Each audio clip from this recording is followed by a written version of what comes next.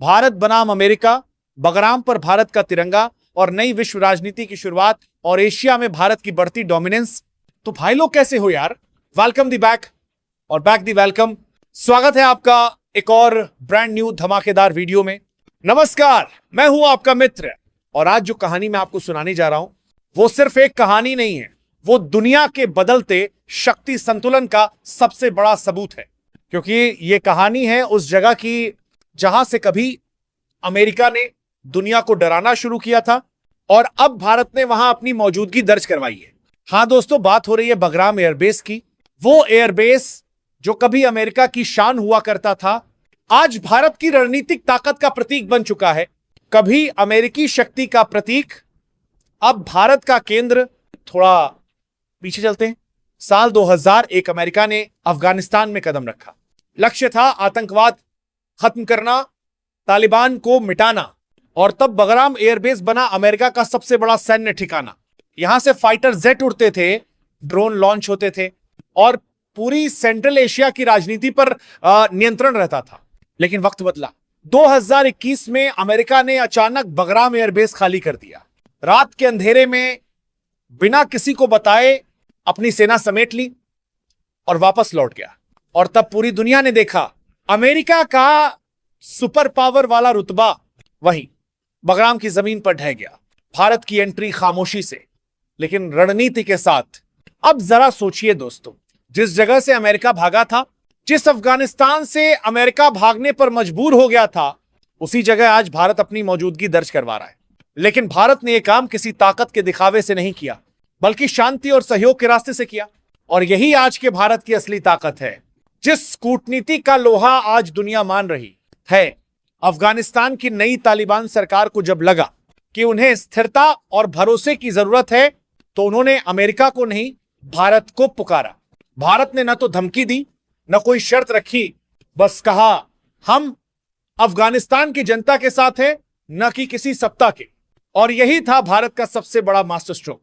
सांप भी मर जाए, लाठी भी न टूटे। मतलब एक तीर से दो निशान। भारत के इस कदम ने न केवल अफगानिस्तान का दिल जीता, बल्कि तालिबान सरकार को भी अपने अधीन कर लिया। और बस यहीं से कहानी बदल गई। बगराम एयरबेस पर भारत का विस्तार। सैटेलाइट तस्वीरें बताती हैं कि भारत ने वहां न सिर्फ रनवे दोबारा एक्टिव किया है, बल्कि advance surveillance system S-400 air defence, Tejas और राफेल फाइटर जेट और आर्टिलरी रडार नेटवर्क तक लगा दिए हैं। यह सिर्फ सैन्य उपस्थिति नहीं है, यह एक नया सेंटर ऑफ पावर है, जहां से भारत, चीन, पाकिस्तान को एक साथ डोमिनेट कर सकता है। मतलब अब चीन, पाकिस्तान की हर नापाक हरकत पर भारत की पैनी नजर हर पल होगी। यहां भारतीय इंजीनियर, टेक्नीशियन और रक्षा सलाहकार काम कर रहे हैं। यहां भारत ने एक स्ट्रेटेजिक रिसर्च कमांड भी तैयार किया है, जो अफगानिस्तान, पाकिस्तान और चीन तक की हिलचाल पर नजर रखता है। बगराम पर भारत के आने से लिटरली चीन, पाकिस्तान पूंछ में जैसे आग लग गई हो। वो सोच रहे हैं करें तो करें क्या, वो करे भी क्या। भारत ने शतरंज के वो पासे चल दिए जो चीन, पाकिस्तान को एक साथ चेकमेट करते हैं। अब बेचारे चुपचाप अपनी बर्बादी का मंजर देख रहे हैं। भारत के इस मास्टर स्ट्रोक ने चीन, पाकिस्तान छोड़ो अमेरिका की बेचैनी को भी बढ़ा दिया है। इस कदम के झटके वॉशिंगटन तक जा रहे हैं। भारत हमारी जगह क्यों ले रहा है? अब आइए, अमेरिका पर जो कभी अफगानिस्तान को अपनी कॉलोनी समझता था, डोनाल्ड ट्रंप ने कुछ दिन पहले बयान न दिया, भारत को अफगानिस्तान में फौज नहीं बढ़ानी चाहिए। लेकिन सवाल यह है, क्या अफगानिस्तान अब अमेरिका की निजी संपत्ति है? क्या भारत को शांति बनाए रखने का हक नहीं? सच यह है कि अमेरिका आज डर रहा है। डर इस बात का कि भारत एशिया में वही रोल निभाने लगा है जो कभी अमेरिका निभाता था, कूटनीतिक और सैन्य संतुलन का रोल। भारत धीरे धीरे न केवल चीन, पाकिस्तान को काउंटर कर रहा है, बल्कि एशिया से अमेरिका का सफाया भी कर रहा है। क्योंकि दुनिया से पहले भारत एशिया की सबसे बड़ी आर्थिक और सैन्य महाशक्ति बनना चाहता है। इसलिए भारत के इस कदम ने पाकिस्तान, चीन और अमेरिका को एक साथ वो झटका दिया है जिससे बाहर निकलना अब उनके बस में नहीं। भारत की रणनीति ताकत के साथ संयम। भारत ने बगराम पर तिरंगा जरूर लहराया, लेकिन कभी सैन्य कब्जे की भाषा नहीं बोली। भारत ने कहा हम अफगानिस्तान के पुनर्निर्माण के लिए यहां हैं। लेकिन दोस्तों, असली बात यह है, भारत की ये मौजूदगी रणनीतिक रूप से गहरी है। अब अगर आप नक्शा देखें तो बगराम की लोकेशन भारत के लिए स्वर्ण अवसर जैसी है। यहां से भारत की नजर पाकिस्तान के उत्तरी इलाकों और चीन के पश्चिमी हिस्सों तक पहुंच सकती है। यानी एक ही ठिकाने से भारत बीजिंग और इस्लामाबाद दोनों की चालें भांप सकता है। तालिबान की नई सोच, क्यों भरोसा भारत पर? कभी तालिबान भारत का दुश्मन माना जाता था, लेकिन वक्त के साथ तस्वीर बदल गई। तालिबान को एहसास हुआ कि भारत उनके देश में सड़कें, डैम और स्कूल बना रहा है, न कि बम और बेस। जब अमेरिका गया तो अफगानिस्तान के कई नेता भारत से मदद मांगने दिल्ली आए और भारत ने कहा हम शांति चाहते हैं, लेकिन अगर चुनौती मिली तो जवाब भी देंगे। क्योंकि ये वो भारत नहीं जो देखता रहे, जो जिस भाषा में समझेगा उसे वैसे ही समझाया जाएगा। यही वो बयान था जिसने भारत की सॉफ्ट इमेज को स्ट्रॉन्ग इमेज में बदल दिया। रूस का एंगल नई तिकड़ी बन रही है। अब बात करते हैं रूस की। रूस जानता है कि भारत के बिना एशिया में स्थिरता नहीं आ सकती।